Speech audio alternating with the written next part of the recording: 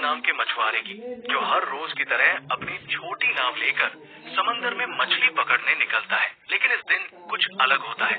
अचानक चारों तरफ घना कोहरा छा जाता है और दूर दूर तक कुछ दिखाई नहीं देता। जॉन रास्ता भटक जाता है और इधर उधर भटकते भटकते उसे एक सुनसान नाव नजर आती है। जिज्ञासावश वो अपनी नाव उस नाव से बांधता है और अंदर जाकर देखने का फैसला करता है। जैसे ही वो उस नाव के भीतर जाता है, उसके होश उड़ जाते हैं। पूरी नाव खाली थी, न कोई इंसान, न कोई आवाज, बस रहस्यमयी सन्नाटा। जॉन जब उस रहस्यमयी नाव में गया तो सब कुछ बिल्कुल सामान्य लगा। खाना ताजा था, कपड़े करीने से रखे थे और हर जगह इंसानी मौजूदगी के संकेत थे। लेकिन वहाँ कोई था नहीं। वो नाव को चालू करने की कोशिश करता है, पर इंजन काम नहीं करता। इतने विशाल समुद्र में अकेली और खाली नाव देखकर जॉन हैरान रह जाता है। वो दूरबीन से चारों ओर देखने की कोशिश करता है, शायद कोई पास में हो, लेकिन घना कोहरा सब कुछ ढक चुका था। निराश होकर वो कंट्रोल रूम लौटता है और वहाँ बड़ा रेडियो ऑन करता है, मदद के लिए कोई संकेत भेजने के इरादे से। जॉन ने रेडियो पर संदेश भेजा, ये नाव समंदर में फंसी है, कोई सुन रहा हो तो जवाब दे। संदेश भेजने के बाद उसने सोचा कि अब अपनी छोटी नाव से लौट जाना चाहिए। लेकिन जब वो बाहर आया तो उसकी नाव वहाँ नहीं थी, जबकि उसने उसे अच्छे से बांधा था। उसकी हैरानी और बढ़ गई जब देखा कि अब चारों ओर फैला कोहरा भी अचानक साफ हो गया था और आसमान एकदम खुला था। अब दोपहर का समय हो चुका था। जॉन को समझ नहीं आया कि ये सब क्या हो रहा है। वापस लौटने का कोई और रास्ता न देख वो उसी खाली जहाज पर लौट आया और नक्शे के सहारे रास्ता ढूंढने लगा। जॉन अब ये समझने की कोशिश करता है कि वो आखिर है कहाँ और अपने घर कैसे लौट सकता है। परेशानी ये थी कि उस रहस्यमयी नाव का इंजन खराब था। अगर उसे बचना था तो किसी भी हाल में इंजन को ठीक करना ही था। वो पूरे जहाज में टूल बॉक्स तलाशता है और कड़ी मेहनत के बाद इंजन ठीक कर लेता है। उसके लिए ये एक बड़ी राहत थी। अब नाव चालू हो चुकी थी और दिशा भी धीरे धीरे समझ आने लगी थी। लेकिन खतरा टला नहीं था। जॉन कंट्रोल रूम में जाकर फिर से रेडियो से संपर्क करता है, मगर इस बार भी कोई जवाब नहीं आता। सब कुछ अब भी रहस्य में डूबा था। फिर वो लड़का ऊपर आता है और उसे अचानक टॉयलेट जाना पड़ता है। कोई आसपास नहीं था तो वो सोचता है कि समंदर में ही कर लेता हूँ। जैसे ही वो किनारे जाता है, अचानक किसी ने पीछे से उसे धक्का दे दिया। वो सीधा पानी में गिरता है। हालत बेहद खतरनाक थी, लेकिन उसने रील को पकड़कर किसी तरह खुद को डूबने से बचा लिया। हवा और पानी का दबाव इतना ज्यादा था कि वापस नाव तक आना मुश्किल हो गया, मगर उसने हार नहीं मानी। हिम्मत जुटाई और धीरे धीरे रील के सहारे खुद को खींचते हुए फिर से नाव पर चढ़ाया। इस सब के बीच उसका काम पूरा नहीं हो पाया तो वो दोबारा टॉयलेट जाने लगा। जैसे ही वो नीचे पहुंचा, अचानक किसी ने जोर से दरवाजा बंद कर दिया। जॉन ने पहले इसे हवा का असर समझा और ध्यान नहीं दिया, लेकिन जब बाहर निकलने की कोशिश की तो देखा कि दरवाजा अंदर से बंद हो चुका है। अब वो हैरान रह गया। उसने दरवाजा खोलने की हर कोशिश की, यहाँ तक कि जेब से एक सिक्का निकालकर ताले में फंसाकर भी खोलने की कोशिश की, मगर सब बेकार गया। अब उसे लगने लगा कि इस जहाज पर वो अकेला नहीं है, कोई है जो उसे परेशान कर रहा है, जो दिखता नहीं लेकिन हर वक्त मौजूद है। उसे लगने लगा जैसे कोई उसके साथ बेरहमी से खेल रहा हो। वो जोर से चिल्लाया, कृपया जो भी हो दरवाजा खोल दो, मैं कोई चोर नहीं, बस देखने आया हूँ। लेकिन कोई जवाब नहीं आया। अब उसे समझ आ गया कि मदद की उम्मीद बेकार है। वो कीबिन की तरफ बढ़ा और अंदर जाकर जो देखा उससे उसकी रूह कांप गई। वहाँ खून के धब्बे थे। डरावना माहौल था, पर उसने डर को नजरअंदाज किया और एक कैंची उठाकर दरवाजा खोलने की कोशिश की, लेकिन ताला अब भी नहीं खुला। तभी पूरी नाव जोर जोर से हिलने लगी, जैसे कुछ बड़ा होने वाला हो। जॉन बेहद घबराया हुआ था। तभी उसकी नजर ऊपर की एक खिड़की पर पड़ी। वो किसी तरह उस खिड़की से बाहर निकला और चारों ओर देखा। दूर से एक विशाल कार्गो जहाज उसकी ओर आता नजर आया। उसकी दिशा सीधी उसी नाव की ओर थी। जॉन को समझ आ गया कि अगर वो जहाज टकराया तो सब खत्म हो जाएगा। अब उसे हर हाल में अपनी जान बचानी थी। उसने सिग्नल देने का सोचा, लेकिन उसके पास कुछ था नहीं। उसने तुरंत अपनी शर्ट उतारी और जोर जोर से लहराने लगा ताकि कार्गो जहाज का कोई उसे देख सके।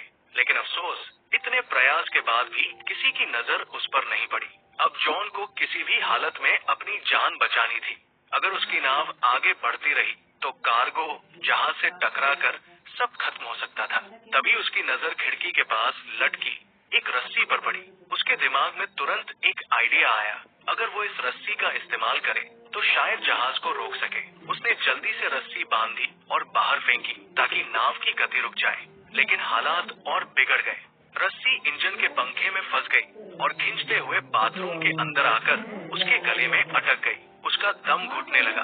मरने की कगार पर पहुंचकर उसने हिम्मत दिखाई और एक औजार से खुद को आजाद किया। उसकी गर्दन पूरी तरह लाल पड़ गई थी।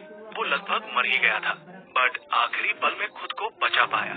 रस्सी इंजन में फंसी थी, जिससे जहाज की रफ्तार थम गई, मगर ये काफी नहीं था। भारी कार्गो जहाज फिर भी उससे टकरा गया। जोरदार टक्कर से उसका जहाज बुरी तरह हिल गया और जॉन जमीन पर गिरकर बेहोश हो गया। उसके सिर में गहरी चोट लगी थी। कुछ देर बाद जब उसे होश आया तो उसने देखा कि बाथरूम पानी से भर चुका था, मगर सबसे हैरान करने वाली बात यह थी कि वो समुद्र का खारा पानी नहीं, बल्कि एकदम साफ और मीठा पानी था, जैसे कोई जानबूझकर उसे डराने की कोशिश कर रहा हो।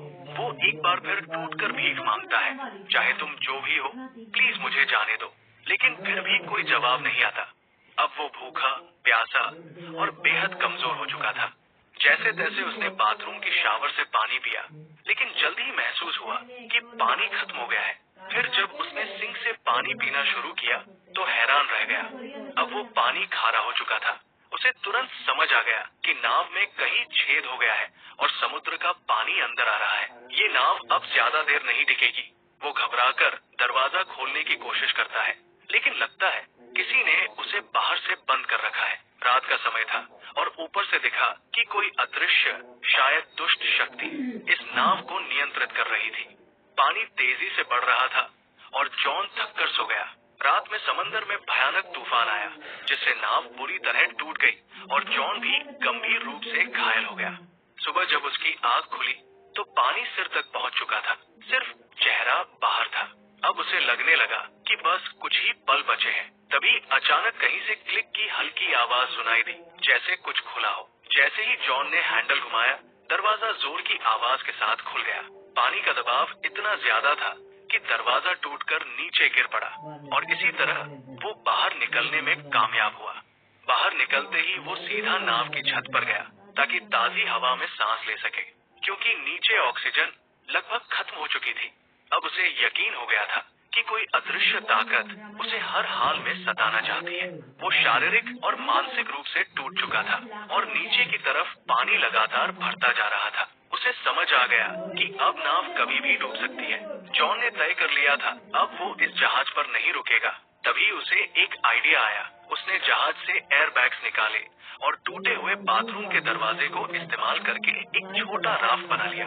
उसने सब कुछ मजबूती से बांधा ताकि राफ्ट टिक सके, लेकिन राफ्ट चलाने के लिए उसे कुछ और जरूरी सामान भी चाहिए था। उसने जहाज से खाना, पानी और जरूरी औजार जमा किए और खुद को पूरी तरह तैयार किया।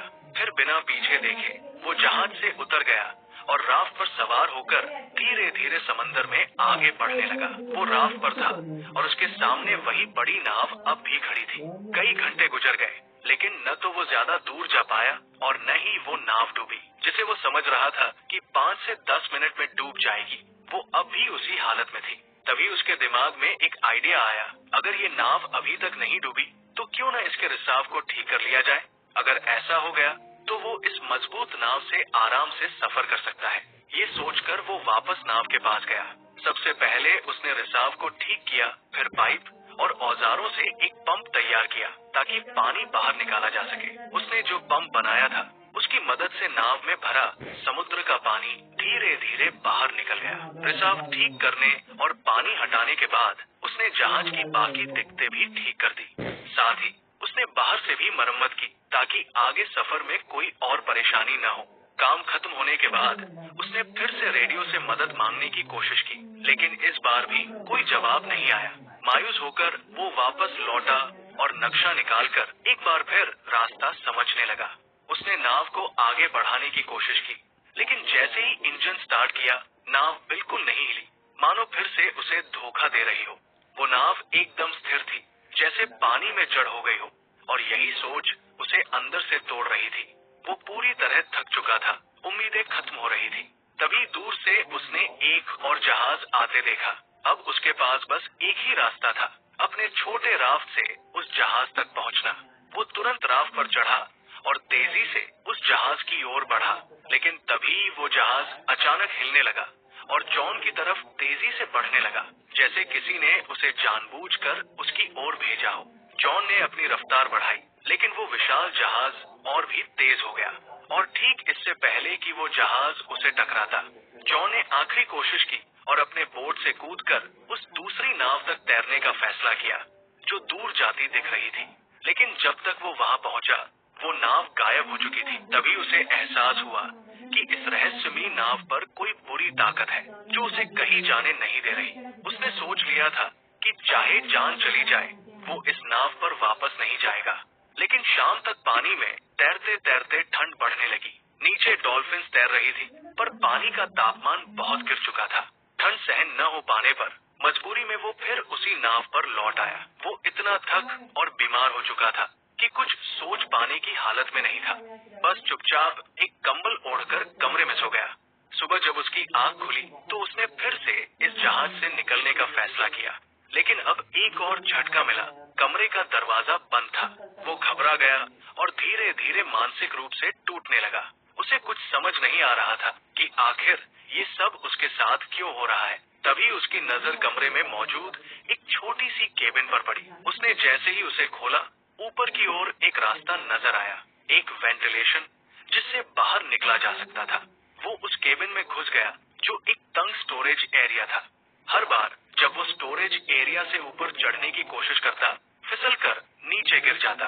गिरने से उसे कई चोटें भी आई, मगर उसने हार नहीं मानी। बार बार गिरते हुए आखिरकार वो फिर से ऊपर पहुंचा और उस वेंट की खिड़की को खोलने की कोशिश की, लेकिन वो टस से मस नहीं हुई। ऐसा लग रहा था जैसे उसे जानबूझकर सील कर दिया गया हो। अब वहाँ की ऑक्सीजन भी तेजी से खत्म हो रही थी। सांस लेना मुश्किल हो रहा था। नीचे का दरवाजा भी बंद था। वो वापस कमरे में नहीं जा पा रहा था। उसे लगने लगा कि अब यही उसका आखिरी समय है। लेकिन तभी उसने फिर से वही क्लिक की रहस्यमयी आवाज सुनी। जैसे ही केबिन की खिड़की क्लिक की आवाज के साथ खुली, जॉन बिना समय गंवाए बाहर निकल आया। ताजी हवा ने उसे थोड़ी राहत दी। बाहर आकर उसने देखा कि नाव एक छोटे से द्वीप की ओर बढ़ रही थी। ये देखकर उसके मन में उम्मीद जगी कि शायद अब वो इस डरावनी नाव से हमेशा के लिए आजाद हो जाएगा। जैसे ही नाव किनारे पहुंची, वो फौरन उतर गया। उसे लगा कि इस द्वीप पर जरूर कोई है जो इस सब का जिम्मेदार है। गुस्से में उसने एक डंडा उठाया और द्वीप की तलाश शुरू की, लेकिन जल्द ही हैरान रह गया। पूरे द्वीप पर इंसान का कोई भी निशान नहीं था। अब जॉन फिर से गुस्से और डर से भर गया था। जैसे ही वो उस द्वीप से बाहर निकला, एक नया दृश्य उसकी आंखों के सामने आया। वही रहस्यमयी नाव जो उसे यहाँ लाई थी, अब शांत समंदर में आगे बढ़ रही थी, जैसे किसी और शिकार की तलाश में हो। ये देखकर जॉन को पूरी तरह यकीन हो गया कि ये नाव और ये द्वीप किसी बुरी ताकत के अधीन है। उसे अब हर हाल में यहाँ से निकलना था। उसकी जिंदगी अब भी बाकी थी। वो खोजबीन करता हुआ द्वीप की सबसे ऊंची चोटी पर पहुंचा और वहाँ से उसने दूर एक और द्वीप देखा, लेकिन वो इतना दूर था कि वहाँ क्या हो रहा है ये वो देख नहीं पाया। जैसे जैसे जॉन द्वीप पर घूमता रहा, वो धीरे धीरे पीछे की ओर आ गया, लेकिन जब वो वहाँ पहुंचा तो उसकी आंखें फटी की फटी रह गई। ये वही जगह थी जहाँ से उसकी यात्रा की शुरुआत हुई थी। सब कुछ वैसा ही था। वही उसकी पुरानी नाव ठीक उसी जगह बंधी हुई और वही लोग, जैसे कुछ बदला ही न हो। पूरा माहौल पहले जैसा था, जैसे कुछ हुआ ही नहीं। जॉन एकटक सब देख रहा था। उसे यकीन नहीं हो रहा था कि ये सब एक बुरे सपने जैसा लगने वाला अनुभव असल में उसके साथ घटा था।